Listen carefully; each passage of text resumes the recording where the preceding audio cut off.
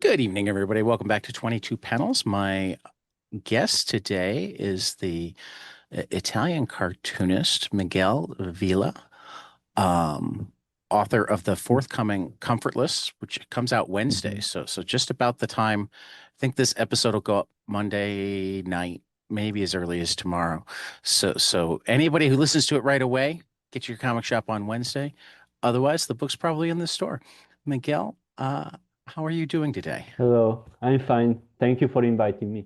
Yeah, absolutely. I love your work. I enjoyed Mm. I didn't get to Comfortless until yesterday because Tucker's been Uh-huh. giving me so many books from Fantagraphics and I have so many other comics to read that Mhm. staying on top of them all is difficult, but I enjoyed it and I read Milky Way when it came out as well and enjoyed Mm. that quite a Thank you so bit. much. Um, so I want to start out just because Comfortless is the book in the stores. Mhm. What's the front counter pitch? How would you sell this to somebody um, if they came into your Yeah. shop and were looking for something to buy or said, "What do you know about this book?" I mean, obviously you know everything about I this will book, but say, in few words, it's a collection of short stories about the outskirts, some people from the outskirts of, I might say, like Venice, this Venice, place in northeast Italy. And it's all involved.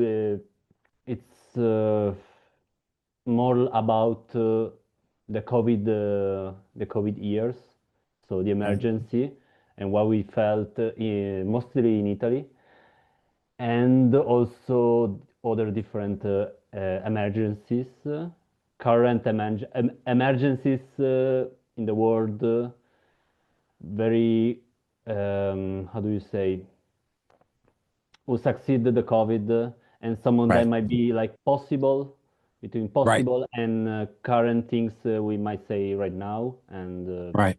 it's just about the fear of these things we are like feeling right now, by now in these years. Well, I'll add to that just because I read it and loved it that Mm, it balances the need for personal safety and mm, belonging with the need for community safety, which I think was a lot of the struggle for the pandemic, but I think is also a mhm, struggle for other things as you put them up. Like how do you balance what you need to be safe and comfortable, which makes mhm, the title also brilliant, with um what is appropriate to keep the community um safe and comfortable. Uh, I'm gonna prep listeners that we prepared questions in advance just to make it easier to deal with the language barrier because I don't speak Italian at all. Um, mhm. and you speak English very well, but it's Thank you. still better to allow you to read in advance. Yeah, I'm but this yeah, it's very hard to explain things that I might do easily in Italy, but in English it's all different because all the terms are different. So right, yeah. right. So one of the questions that I wrote Hmm. this morning that I think this plays directly into is Mm. you begin with the pandemic and then you continue Mhm. through other fictional international emergencies. Mhm. Um, and as I just said, you really find that balance between people meeting their daily needs and desires and acting to Mhm. promote that greater public safety, health, and Mhm. wellness. Um, when you were when I was reading it, I didn't just think of that during the pandemic. Think of all the ways that that plays into like our day-to-day lives because we saw it a little bit in your characters too, in terms of the ones that were, even when there wasn't an emergency, more selfish versus more giving. Mhm. So when you were making this story, were you thinking mostly about the literal aspects Mm. of in times of emergency, how do we step up? Who steps up? How do you balance? Because I don't even love saying step up because I don't like to, people have their own needs. I don't like to think of people as too selfish because have trouble being alone. Being alone is hard. Yeah. Um, or were you intentionally creating that metaphor Mm. for the fact that we have that balance all the time? It's a very interesting questions, but I think I must say first when I make a story, I don't always think what I'm going to say. I mean, what message can I say to the Right. people who reads me? And it's something that might comes out that might come out spontaneously, and maybe later I will think about this. I will see myself what I said with this book. But I think mm, what the book says it's about. I mean, the comfort the people have. How do you say in English? Have for granted, maybe Take the for people granted. from the Western world like us, and Right. after the COVID, we had like this kind of insecurity. Now we felt like not everything is for granted, like being safe from pandemics or war or everything. Right. Right. And so uh, I saw myself, how people, all myself, of me and other friends react in front of this news, in front of these things that maybe uh, you might not see them, but it's a real danger. Yeah. See how it's different from maybe dystopian, like dystopian movies with danger, very like catastrophes, and you might see people like being scared and then being selfish, then maybe like react in a completely different way. Like you said, maybe sometimes they Right. are or selfish or more like giving, more Right. say more kind. Right. And I actually think that that's another fascinating thing about this book is that you're Mm, in that middle ground. Like you're not putting characters that are in the midst of people dying around them. That mm, they're on the outskirts of people dying around them so that they mhm, know that there's a risk, but it's a risk on TV rather than a risk mm, in their home. And that kind of to me mhm, changes the way you look at the character. You know, it both makes the selfishness more relatable and makes yeah. the people upset about the selfishness even if you agree with them, even if you're like going, yes, of course, like you should be angry as hell about this guy that won't wear a mask or won't, Mhm. you know, but at the same time, like, is he You hurting you mean you? like you mean like Is he you. hurting you by jogging? Yeah, and when I do these scenes, it's more like talking about us. I'm not like feeling I'm different from these people. It's more like how we act in these moments and how we maybe should act or we are supposed to act in different situation, maybe more dangerous than a pandemic. But for me, it's more like just my purpose is just to like tell stories. Tell Right, stories. Actually, mm, you might uh, you might not read this book because it never came out in America, but it's called Padova, and it's actually my first book. Padua. And in this book, you find the same character from Comfortless. So Comfortless is more like a sequel from Padovaland. because when I was thinking about these stories, it was during the lockdown in Italy, Okay. and I actually was drawing Padova and this first book, and I was already thinking about these stories with the same characters during a pandemic, because the pandemic showed different possibilities for stories. Okay. You can find very weird acting, weird behavior from populations, because we experienced a new thing. We thought we never like try this thing, and so you can find different reaction that could suggest for new stories. That's it. All this thing to say, I just tell these stories for the sake of the stories themselves, because I think they might be very interesting to read, and maybe discover a new kind of people, and it's more like that. I gotta Maybe tell you I'm that not sure if you might understand everything I say, no, because I it's understand very that very difficult. well.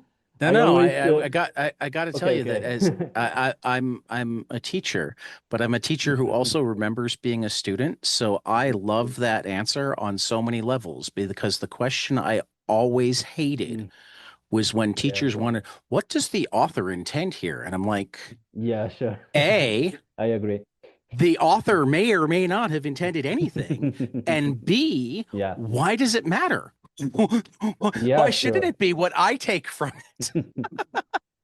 Of course. And I think comics Yeah. even more than literature and film, the reader is a collaborator. The reader Hmm. brings their experience and their life Hmm. into those gutters and how they read the Hmm. spaces in between. Hmm. Um, Sure. which you use really well, by the way. I didn't put any of the technical questions in, but I really like your page structures. Ah, thank you. Your panel structures are they just have a I can be obsessed with panels. I Mm. love the way cartoonists tell stories by the way they arrange the page, is Hmm. sometimes as much as they tell it Hmm. by showing you specific things. Hmm. And your use of white space, your use of it's just outstanding. It's part of what really sucked me into the book. Thank you so Um, much. yeah. Um, uh, I think you kind of answered this, so I'm gonna condense this question because this is Mm. an Italian book, and I'm reading it as Mm. a U.S. citizen, and like right now, I don't know if you've noticed, but the U.S. is kind of a shit show. Hmm. And if you haven't, God bless Yeah. you. But I've noticed a lot Mm. that on both sides we make grand sweeping assumptions about the United States. There's the American exceptionalism. Everything is great because it's American. And then, the left tends more towards why don't we get basic things like science good? The Europeans have figured it out. But here I'm reading a book and I'm seeing people like make ridiculous statements about science to justify their ability to go out to the club, and I'm like, oh yeah, I've heard that. And here it is and on one side it's like, oh okay, this is the shared human experience, like the greatest thing about reading comics, literature, watching films from diverse cultural backgrounds is, I mean, it's great to learn the ways people are different, but I think it's even more valuable to learn the ways that we're alike. So in that sense, it's like, oh yeah, they have that friend too. That it's like, no, no, really, I don't want to kill my grandpa. Um, but on the other side, it just went, oh, wait a minute. Really? I didn't want to Mm. share that one with the rest of the world. So, I mean, Mm. is that something that's as predominant in Italy or Europe to your experience, where there's a strong identity in the oh, I don't know that the science is right because the science doesn't make me feel good and I want to go do this thing.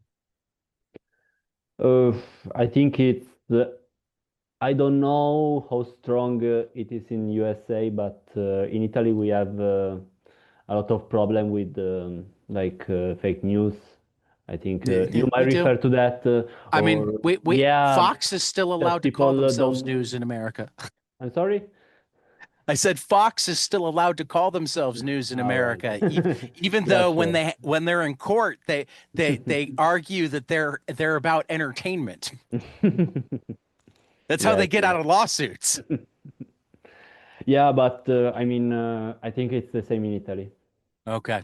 Italy, we have yeah, a lot of misinformation and stuff like that. We might think to cure cancer with just one lemon and something like that. We might I mean, be, wouldn't that be great? I'd love yeah, that.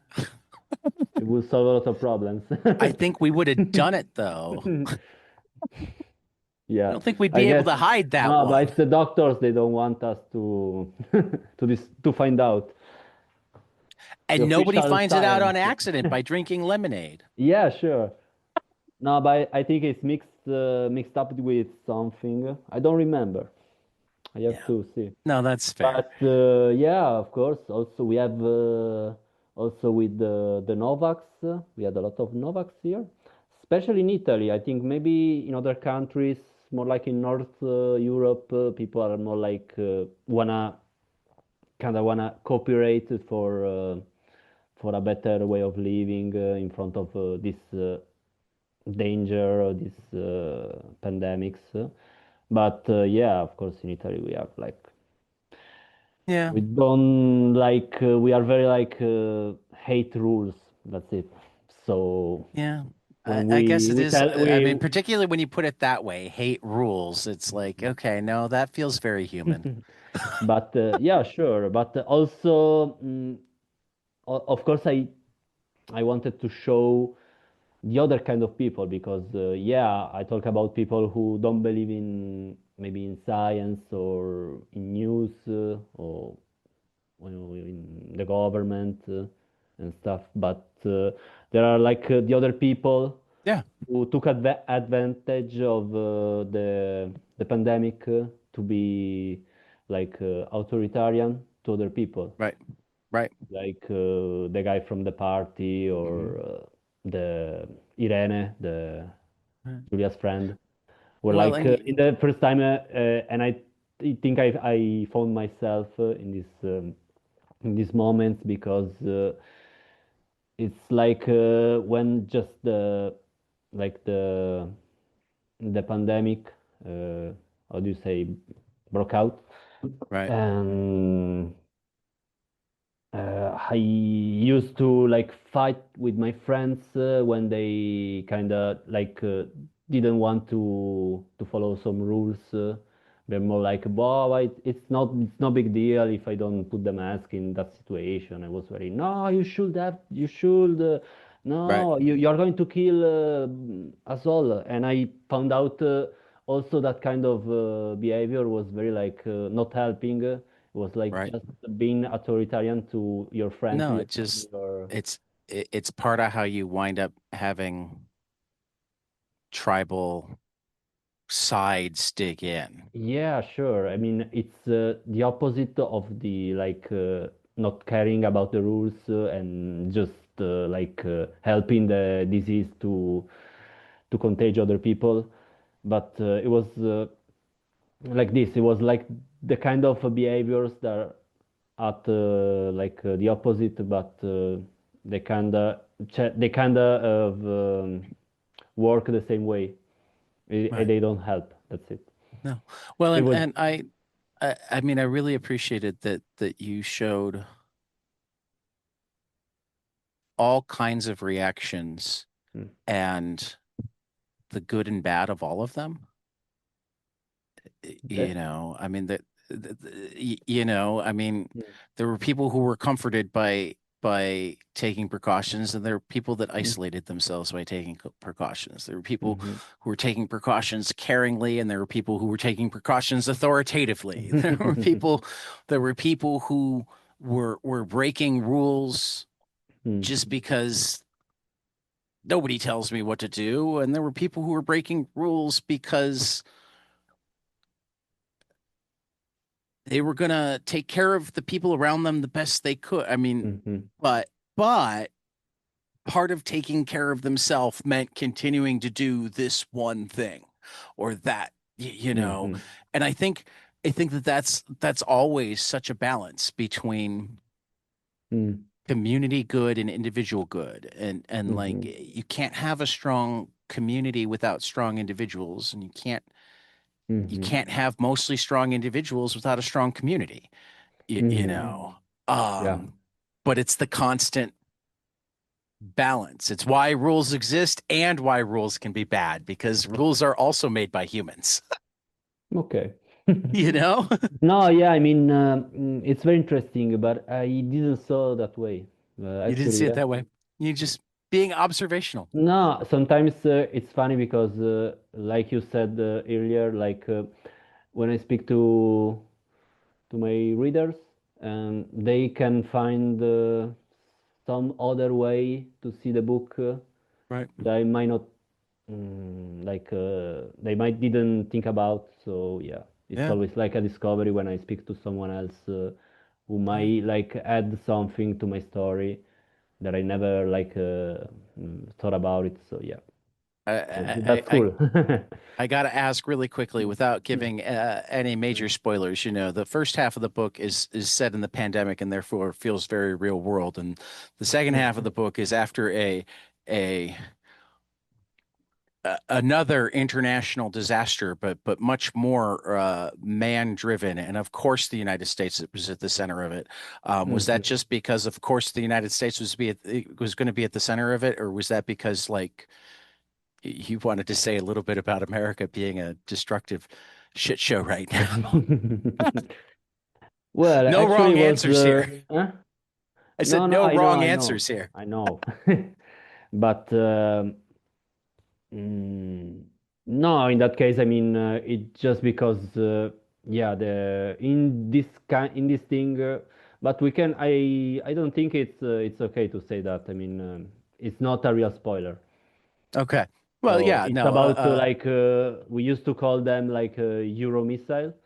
right. There's When, an accident in a nuclear silo that yeah, does great damage, yeah, particularly in the in the fallout. north of Italy, Right. and of course it I took this story because I studied about my own like my own land who is full of these American bases, and some of those bases have nukes, very Right. small nukes, but they are nukes. So it's And when I and found we're not great at telling people things, so they're very small nukes today, but who knows what they'll be tomorrow, yeah, which maybe was they part can of what replace you, them. I mean, yeah, fully possible, but actually right. they're not even in they're not even rockets. They're just like dropping bombs. Okay. But of So they're the course, ones that you'd they are still attach to a nukes. plane They are and very like dangerous, yes. and it's funny because it's something you when I told these things to other friends, to my friends, they can believe it. There are some nukes in Italy. Right. It's funny. You might find reading this news that you can. There are countries who have nukes, and you didn't know about that. You find it funny because they are very like they look very like how do you say armless, but they Right. have nukes, like Right. France, for instance. Right. No, I mean it's like something that a lot of people in America don't completely understand is one of the reasons our politics affects everybody is most of our nuclear arsenal isn't in our own country. Yeah, sure. Most of it is in Europe, is in Yeah, Asia, but is it? the difference, like France has its own nukes, No, but us France is a we nuclear we power as we well. we kind of like borrow the nukes from Right, America, but we can't use them. right, America will use them, but we can't. right, That's it. right. But Well, we but are but but we are targets. That's it. but that I mean that both makes you a target and it Yeah. means that if there's any sort of accident, it's every bit as much your problem as our problem. So like when we do crazy stuff on an international stage, it has global ramifications that Yeah, sure. that Funny because I don't think we always think about I as American actually voters. wanted, and it's funny because like Europe might be like a possible how do you say battlefield for Right. nukes, and it's very small. I mean, Yeah. you don't need a lot of nukes to destroy it. It's a No. very small continent, so Yeah. it's very funny because it will be the most likely place to nuke, but you might not need a lot of them. That's it. Yeah. No, I And mean, yeah, yeah. I'm And used to anytime European friends come to the United States, like mm, anytime we drive anywhere, they're like, how big is this place? yeah. We're in the same state. You're not in a different country yet. Yeah, it's funny because in this room we have a lot of countries and completely Right. different. They Right. have completely different languages. It's a Right. very weird continent. Right. And we think that might be something for Europeans that we might think everything is like us outside Yeah. this outside Europe. But Right. still, if you go in America, and America, I mean, it's kind of the same world, the same economical world, the Right. same coalition of allies of nations. Right. But mm, I was in once in Miami, for instance, and it's Okay. completely different. Different. Oh yeah. It's mm, the culture, everything, Hmm. every single thing. It's completely different from Europe. Yeah.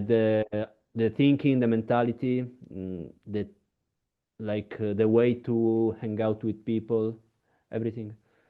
Yeah. And also, if you go in Argentina or like South Yeah. America, I it's haven't still very traveled. different. I haven't traveled enough Mhm. except through my books, but even just from reading and then Mm. being lucky enough to talk to people like you or I mean, I think I haven't had a Zoom call with anybody in Africa yet, but every other continent except Antarctica, we've had Mhm. somebody Zoom in from. So I don't know No, if there are I any never been in Antarctic Africa cartoonists. nor in Asia. I never been in Asia, for instance. I haven't been there, but I've Ah, had okay. conversations with Asian creators, Ah, right. Okay. and I've had conversations with creators all over Europe, and I've had Hmm. conversations with South American creators. Hmm. Um, Okay. yeah. So it's Mm. a vicarious understanding of different cultures rather than No, I think it's funny. yeah. I mean, one day I'll travel more. That requires more Mhm. money than they pay teachers in the United States. Mhm. um, let's shift a little bit more towards Mm. you. Yeah. Tell me about your comics biography. Tell me Mm. like what got you into comics, what Mm. shaped you as a comic fan, a comic reader, and then eventually as a cartoonist. What books are your roadmap, the roadmap to Miguel? Yeah. I started with studying. Actually, I started with painting classes in Venice. I used to attend the Academy of Fine Arts in Venice, and then I tried to attend comics classes because I found out not to I didn't want to be a painter. It was very hard, and I wasn't very interested to do that. But I mm, learned a lot of things I can do right now with comics. So I don't think it was useless. It Right. hasn't been useless to do that. And so then I moved to Bologna, and there I studied comics in the Academy of Fine Arts. Because in Bologna, the academy has also comics, because the city is very important for comics in Italy. And there I met my future publisher, who is called Edo Chieregato from Canicola. And that was the moment I published my first book. After just after the, how do you say, the graduation. Because I work my work for the how do you say, the thesis for graduation was the same book, Padova Land, my first book. That's well then. Yeah. So he followed me and followed my work and proposed me to do a book with them. And then I started to make other books. So we had like this kind of trilogy with the Fior di Milky Way and Comfortless. Okay. But what about what you read? I mean, did you read comics growing up? Was Yeah, it I something you mean, discovered yeah, after yeah, yeah. you wanted to be an artist and you were looking for Yeah, something? sorry, I skipped this part. No, That's no, okay. no, it's okay. And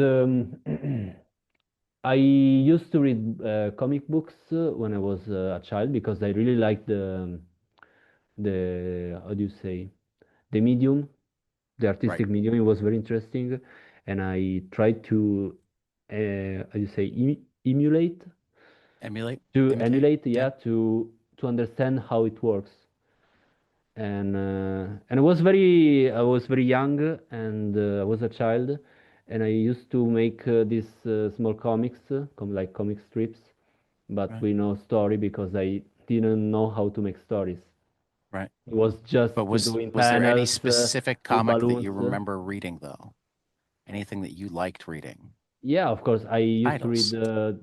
No, no, of course, I used to read comic books like Topolino, Mickey Mouse. Okay. Is It's very popular in Italy. Yeah. We have a lot of well, you might know that. And yeah, of course, just very I actually wasn't a very how do you say, a, I'm not a great reader of comics. Okay. I read some comics after Topolino, when I Right. grew up a bit. I found out Chris Ware. Okay. I guess you might know it.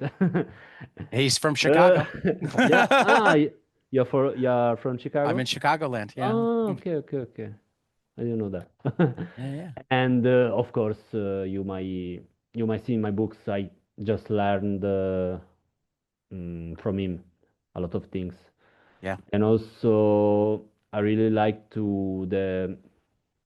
really love to read like Paolo Bacciglieri. You know, That one it's I don't know. Italian. He's Italian, and What's the last name again? Paolo Bacciglieri. If you want, I Yeah, can write type it it for in. you. Can type it Yeah.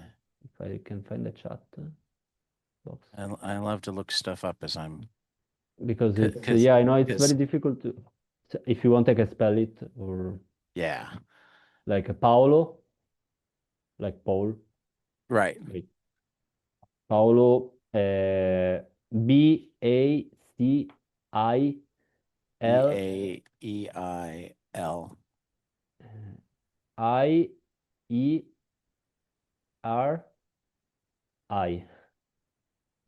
Okay.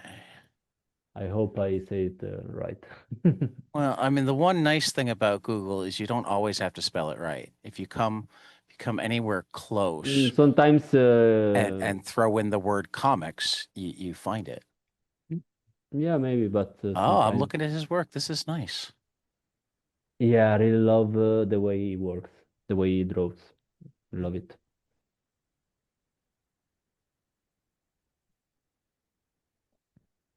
See, this is part of the reason I asked the question is I'm always hoping to find something that I haven't read that I have to go track down and read. I think, yeah, I think I might say they are mature like teachers. Yeah.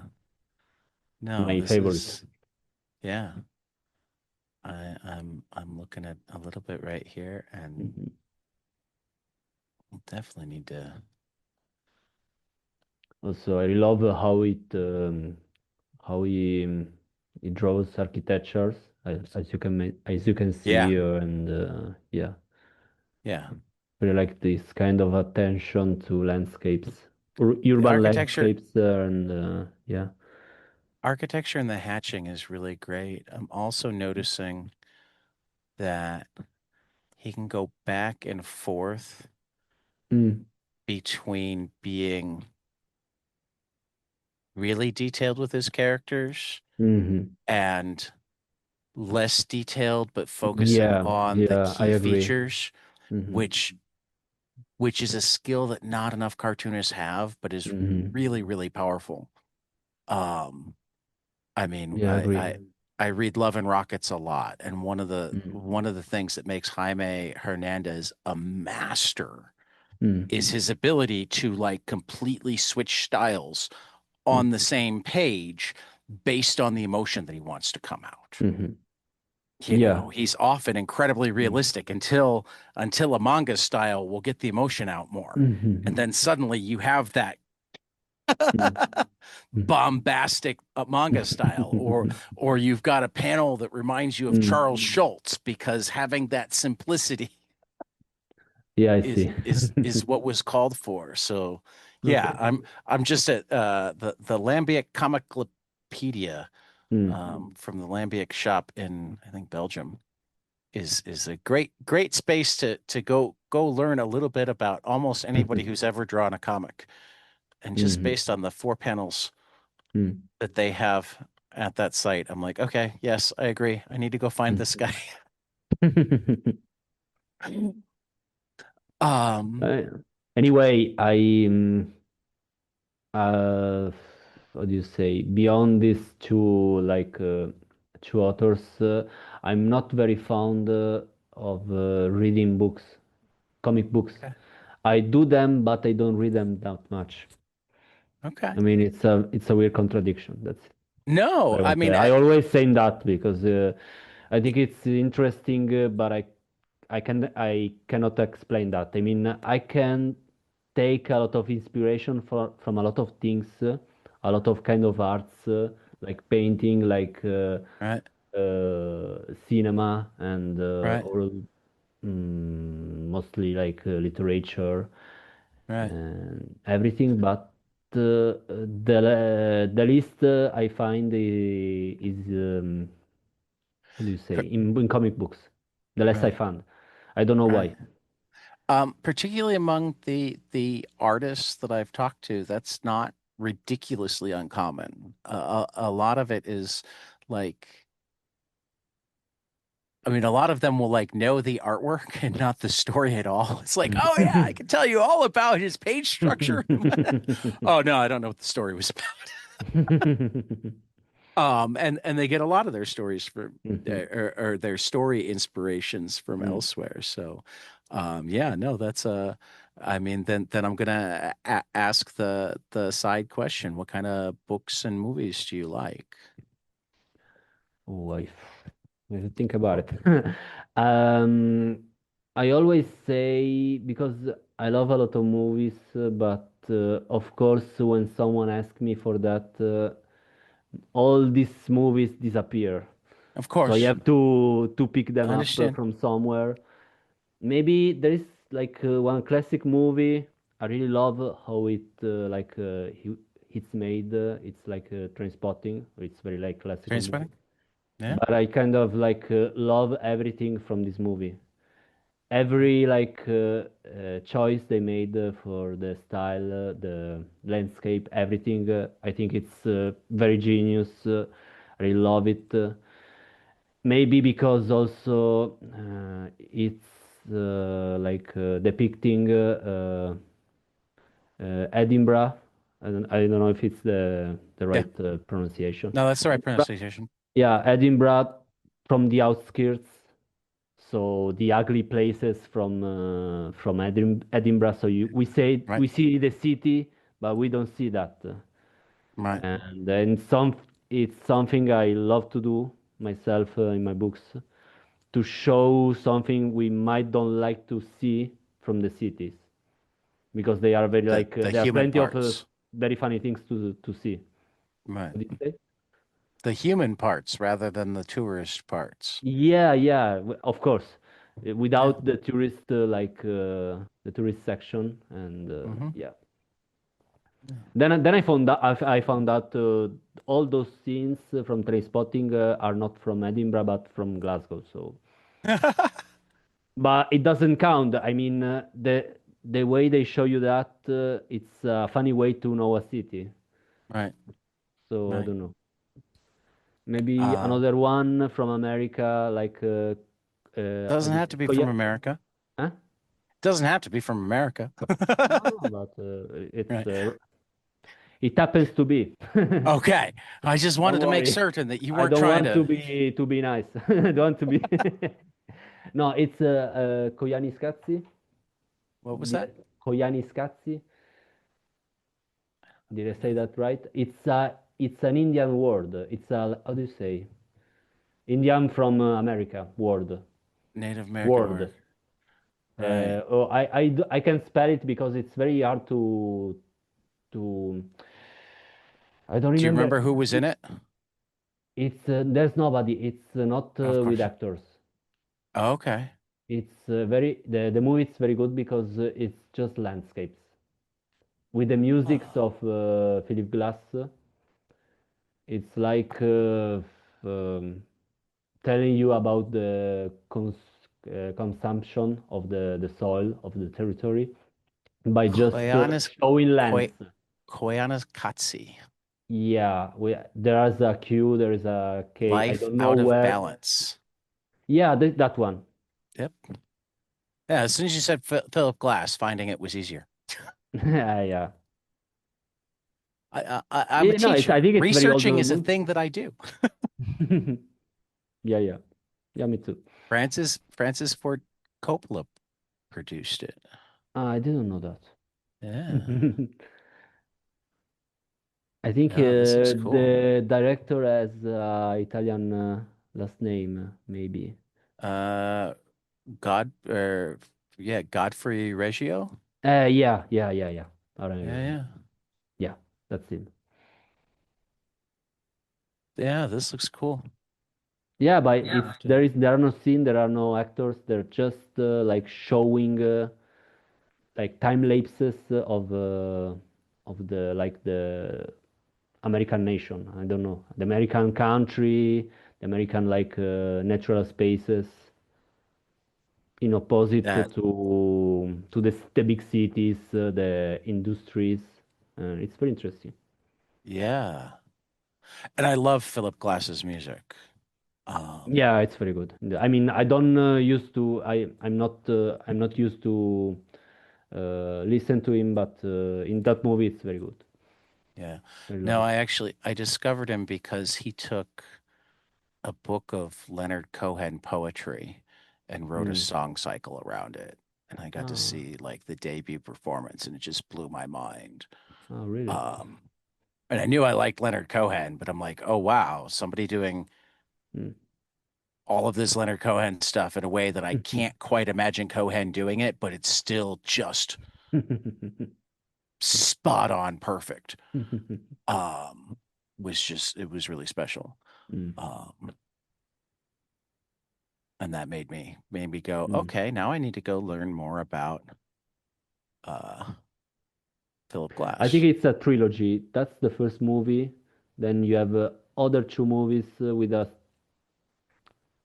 different name, always from Indian culture, and yeah, Okay.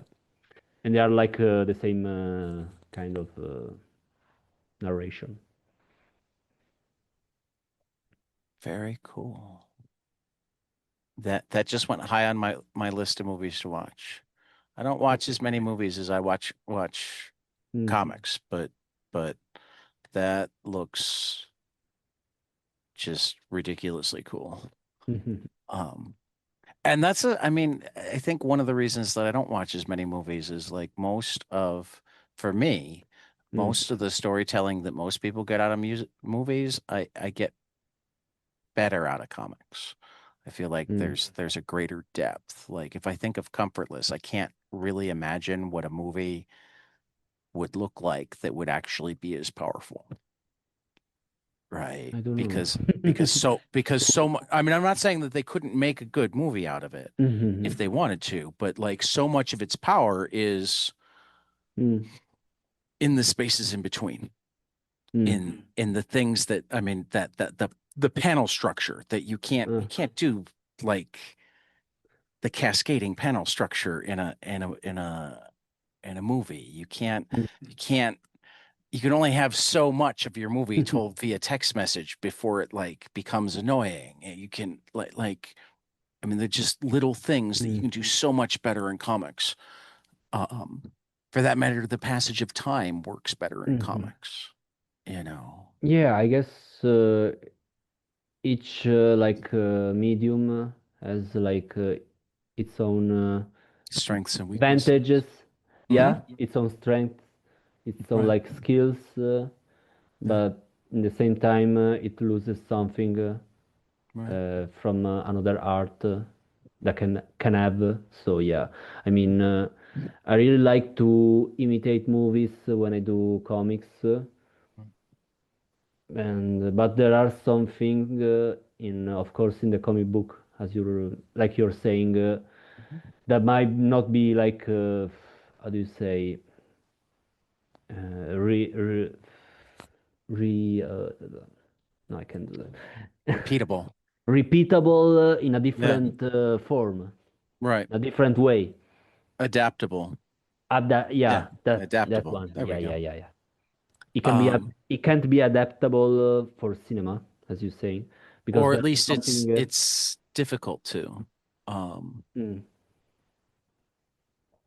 yeah, no, I mean, and the other thing that has me excited to go watch Koyaanisqatsi now mhm, mhm, is that I think there aren't enough movies that are mhm. willing to be quiet. Too Quiet. I much. mean, with no one who talks. Right. All right. Not constantly driven by dialogue. And don't get me wrong, I love dialogue. I love snappy dialogue. We all Yeah. love snappy dialogue. But one of the things that film can do that we don't get from regular life is give Mm, you that just vision of mm, something. Sometimes an epic landscape, sometimes a really close in shot of whatever. Um, and sometimes like you take away from that when it's part of a mm. conversation rather than just letting it be on the screen, Okay. you know. So I'm always Mm, fascinated by filmmakers that aren't afraid to have extended sequences that aren't about the characters or the mhm, dialogue, or in this case, it sounds like a movie that's not about the characters or the dialogue. It's about mhm. the visual. Um, Yeah, yeah. but actually, I prefer movies with dialogues, with a lot of dialogues. Yeah. But I don't like comics in the same way. I mean, I prefer comics when they're more quiet, Okay. but I like movies when they speak a lot because Yeah. I mean, my one of my favorite directors is Kevin Smith, and like mm, he famously has his actors speak a lot. And my favorite television writer is Aaron Sorkin, who when mm, he turned in scripts that were twice as long as they were supposed to and was told Mhm. that how do you get this done in 40 minutes? He just said talk faster. So I'm not opposed to Of lots course. of words. um Yeah. I just think that there's a lot that's lots of words. So I have a great appreciation for somebody who's willing to take that risk and do something that's more quiet. Well, in comics, it's very easy. I mean, it's interesting because sometimes we have to we feel the urge to say a lot of things with the comics, but actually it's easier and more effective not to use a lot of words, a lot of Yeah. dialogues, Yeah. because once you understand, you find out that you can use pauses to tell something, to make them speak, even they don't speak at all. Right. It's a very you find you discover a very powerful language that is not very difficult to use. Right.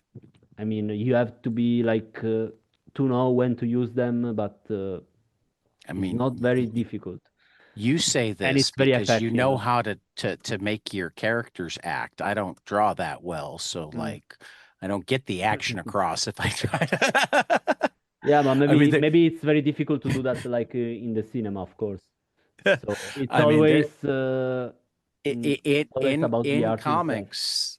comics, the Mm. artist is I mean, if you put comics into cinema terms, the artist is the director, the cinematographer, all of the actors, the costume designer, Yeah. the choreographer,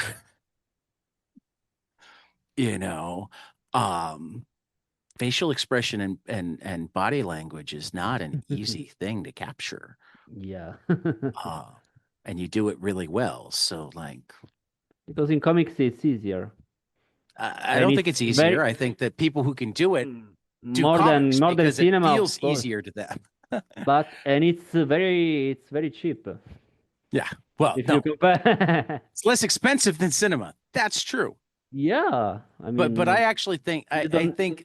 I think that there are probably as many good actors out there Mhm, or more as there are people who can draw mm, good I mean, even among comics pros, there are people who don't do well at showing emotion on the mm, page, right? Whereas you very rarely go to community theater and see an actor that can't emote. mhm. Yeah, of course. Don't Yeah, yeah. downgrade your skill, man. I love that it comes easy to you, but I think it's a real skill No, I mean to be able that was a to. very big studying of expression, of course. Yeah, I used to yeah. have a book who explained how to draw the muscles of the face. I mean, Oh, they explain you all the muscles. You have a lot of muscles in your face, and they work in different ways to make this expression of sadness, of happiness. oh wow. Because there was a moment I couldn't draw crying faces because it's very difficult to understand how the mouth Right, contract itself to make right. I don't know how to say in English, the grouch, I guess, no, Yeah, the frown, I don't know, the the opposite of smile. frown is the opposite of smile, All right. and it's close enough.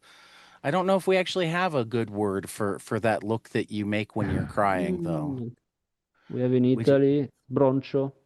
Okay, I'll have Così. to remember that. Okay.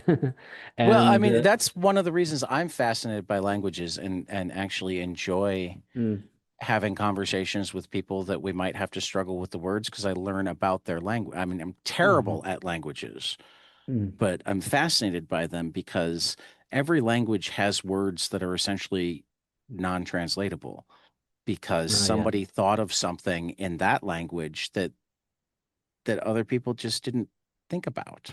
Mhm. I mean, what does Schadenfreude say about the Germans? Somebody decided there needed to be a word for taking pleasure in somebody else's pain. What's the word again? Schadenfreude. Schadenfreude. Very Yeah, nice. I really love German. I love how it works. And yeah, yeah, there was another. Well, doesn't matter. But I used to remember another word in yeah, German, who is not translatable. yeah. But how it when you see the composition of the word, you understand what's the meaning, even Right, if you don't have that word in Italy or English. right. That would be a really great word to have in most languages. I mean, this is again like I mean, I think languages. it might be like sadism, Yeah, maybe. languages say a lot about cultures. Yeah, Um, yeah. I'm always Uh, fascinated by, and again, I have no aptitude for them, so I never mm, remember them. Like I'll fall mhm. down a rabbit hole of looking them up and but like uh, English doesn't differentiate between different kinds of love very well. We just say love. We don't have something that means romantic love and something that means familial love and something that means love Yeah, between two friends or I love ice cream or, yeah. It's whereas a other problem. languages have like 1,000 different Yeah, yeah, words. yeah. It's a problem also for Italians But because they but we say do ti have a amo, ti voglio lot of bene. words for hate You in in English. American English? Yes. Yeah, you're We've right. got a lot of words to express Not for hate. love, but for it. Yeah, yeah. You're right. I It's didn't like, I didn't think about what that. does Yeah. that say about us? What? I mean, you might know all the nuance of hate Right. very well, Um, yeah. rather than love. I don't think that's something to be proud of. I don't know. Um, Maybe not. I'm gonna ask one of my relatively new regular questions. I stumbled Mhm. upon it. Mhm. But we've actually you started cartooning professionally, what, 4 years ago? 5 years Five. ago? Five, yeah. Yeah. I've been podcasting for 4 years, so we've been Oh, part okay. of this comics community for All about right. the same amount of time. Mm. Um, and I'm kind of blown away Mhm. at like A, just how welcoming the community is in general, and B, some of the experiences that I've gotten to have just because I've got this dinky little comics podcast Mhm. that my mom listens to, um, where people that used to just be names on a page of like my favorite things are Mhm. now friends of mine or people that I've done things with.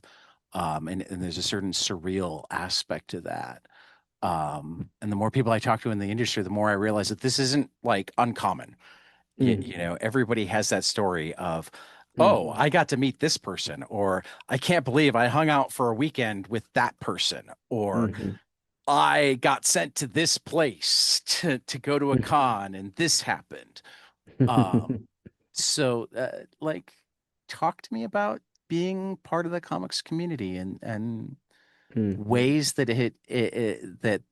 that young Miguel would have gone, "Oh my God, you're awesome." If they met you today and found out that you'd done blank. Mm. I mean, it's mostly the thing you said, like going in different But you get places. to give some specifics. Tell- It's just like that. I mean, I I really like to see maybe famous people from the comic world, like doing like getting angry. Maybe it's right? something like I think it's like a privilege when you how do you say uh, when you witness something like that, when you see someone who is very famous getting angry or Okay. getting pissed, something like that, and or maybe like having a fight with a person everybody knows, maybe like this, like a fight. I mean, maybe because you don't get along in the work, and Right. that this happens a lot of times in I think in Italy, but also in France, you fight with editors, publishers Okay. because like uh, they don't respect your needs, Okay. all these things like that, and but of course, just that I mean. The very nice thing of this job is to visit a lot of places you never you never thought you you was We'll able to get to go see to. in the whole life. Right. And Do you have any also, favorites? I mean, I recently been in Poland, Okay. and I think you can say Poland is not that far from me, but I never thought I was going to Poland with this job. Right. I don't know. And the better part is you don't pay nothing. I mean, it's all Right. paid. That's the very Right. best part of it. Traveling for free is definitely, It's very nice to make a lot of trips, know a lot uh, of different cultures from the comic world, and now, the now, difference between the different publishers from different yeah. countries. Tell me if I'm wrong about this, but I Yeah. kind of imagine Poland as like uh, the the European version of Pittsburgh. Nobody thinks I need to Mm. go to Poland on vacation someday, but then you get there and you go, "Oh, this is really nice." Yeah, it's very nice, Poland. It's very nice place. Right. Actually, Um, there are some things in Poland that are better than Italy. yeah, I mean, I believe if it. yeah, yeah, sure, but I mean, if for instance, the nature, it's completely different. I mean, Yeah. we in Italy we treat very bad nature. I mean, Yeah. the parks, everything looks very consumed, not properly. How do you say? Maintained. Maintained, right? Yeah. But if you go in Poland, it's completely different. You find very pretty nature in the middle of the cities, everything. I don't Okay. know. They value their It- parks. That's cool. yeah, of course, and of course you can see that in Sweden, in Yeah. these northern That's countries from definitely Europe. something that I pay attention to when I'm traveling the United States too, is like which Mm. places value their parks, Yeah, you but I know? mean, you can find very beautiful parks in US. Yeah. Yes. Yeah, yeah. And you can find other places where they don't. I mean, in a lot of ways, we're like Yeah, 50 yeah. I mean, countries. it's a very big country. Well, yeah, and Mm. there's enough governing done at the state level Mm. and at the local level that we're Yeah. very, in a lot of ways, we're 50 different countries. Hmm. And sometimes we're more than that because like the way things work in Chicago and the way things work in the rest of Illinois can be very, very different. Um, Hmm. but yeah, no, I like that. Hmm. Okay, so final question, and it sounds like it's not going to be a comic from you because you don't read as many comics. But tell me something you love, preferably Hmm. comic, but we don't have rules. Preferably storytelling, but again with the rules. But something that you love that you don't have enough people around you that have experienced it, and you want more of them too, so you have more people to talk about it Hmm. with. I don't know. I don't know because there's something I really love, but it's not. I'm afraid to say that it's not a comic, of course. That's okay. I And mean, to give you an idea, he has no storytelling neither. Andrew Iden, the last time he was on, said his tomato garden. Tomato. Ah, okay. So we It's don't less have weird. It's rules. less weird. So don't worry. It's I really love to explore in Google Maps, for instance. Oh, okay. I'm very addicted to Google Maps. I really love how the maps, how the world from above is shown. That's it. It's Now, very do you explore with like the satellite view on, so you're Yeah, seeing. yeah. Okay. And I mean, that was my now, guess, but I work in special ed, so I work with a lot of autistic kids, and so at least among some of my kids, exploring in Google Maps is not actually an uncommon thing, though some of them no, but in actually Italy like it's to. very uncommon. People don't like maps. Yeah, there's some of my kids only Mm. like to explore the map. If you put the satellite view on so that they can actually see buildings and stuff, they don't like it as much. They just want to see the No, lines. no, That's why I no. had to ask the It's question. no, Um, it's very important to put the satellite because now that you have the cities on right. 3D Do you, models, do you, do you drop into Street View sometimes? sometimes, but the part I love the most is to see them above. Okay. The 3D reconstruction of a lot of cities. I mean, I guess like 80% of the of Italy are in 3D. So you Right. can like pretend to be like a plane and see the Right. city, your city. I can see my own city from above in Right. a very like a 3D way, and I Right. think it's maybe one of the best thing that can do like technology Yeah. No, to have a beard eye yeah, because yeah. it's like when I see that from the like the how do you say the plane window. I don't know how to say in English. Yeah, yeah. Oh, A plain window. Yeah. okay. No, because in Italy we have a special name for that. Okay. No.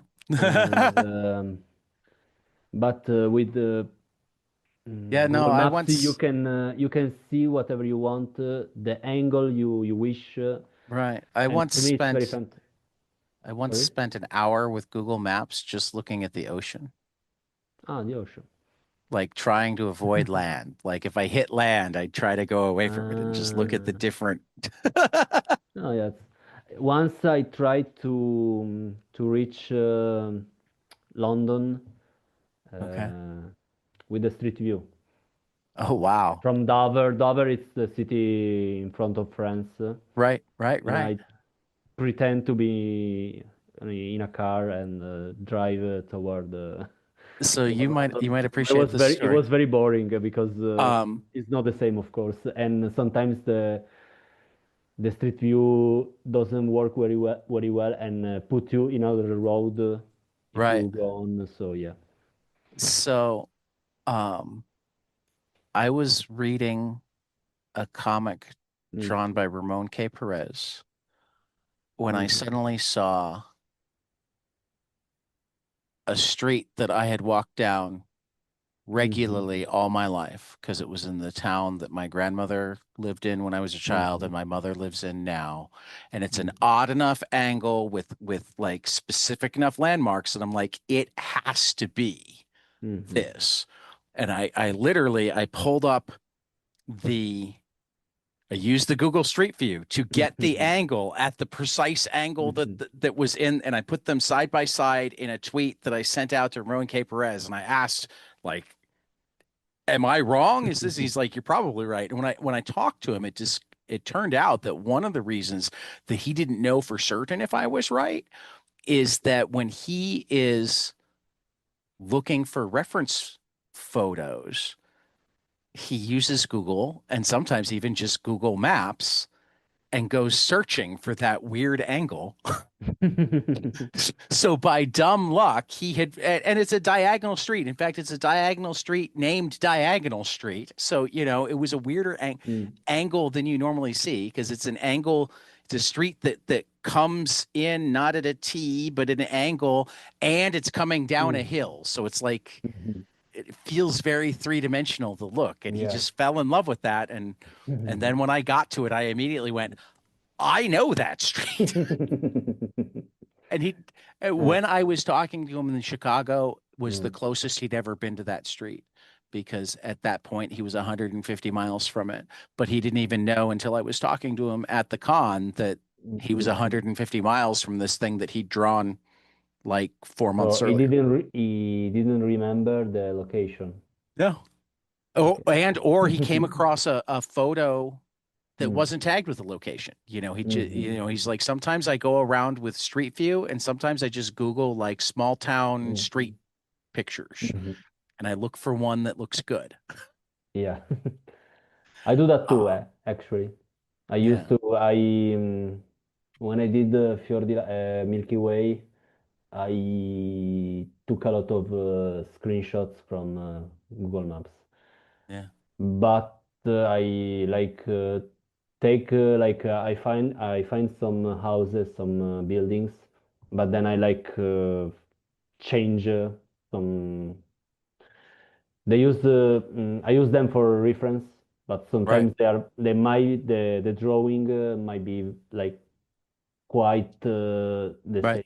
same uh, of the Yeah, reference. you want the reference, but you don't actually want the thing. You want something slightly I different. mean, sometimes I just want like the how do you say the fireplace Right, or the doors or the right, way how do you say the roof like stays on right. the wall. Yeah, Or small this would details. make this, or like you look at a shop and go, I could see this being a great ice cream shop, even though it's a tobacco shop in reality. So I'll Yeah, change the yeah, sign. I'll, of yeah, course. Yeah, yeah, yeah. yeah. But it's Well, more like to understand the how do you say the typology, maybe the right. typology of the landscape you're seeing, and try to make your own landscape like that one for your comics. Right. Well, what's next? Do you have anything in the pipeline? Are you working on something? I'm working for a new comic book, and I think in a month I will finish it. And it's always gonna be for Italian publishers, Right, and it's gonna be like it's just one single story. I think it's gonna be a kind of story similar to the other books, the past books, okay, but maybe the locations are a little different, and it's all about I might say true crime. oh, okay, It's all about because I took inspiration seeing a lot of true crimes because we had especially in Italy, we had a very weird, like, how do you say, true crimes stories, right, real right, crime stories, very like violent crime stories, but very weird, with a lot of right, like, how do you say, a lot of legends, okay, a lot of weird way to tell that, and we have like a sometimes we have like it's a part of our pop culture, right, and right. yeah. Well, my wife Maybe is like a, Americans a bit yeah, with my serial killers. wife is a true crime fanatic. Ah, okay.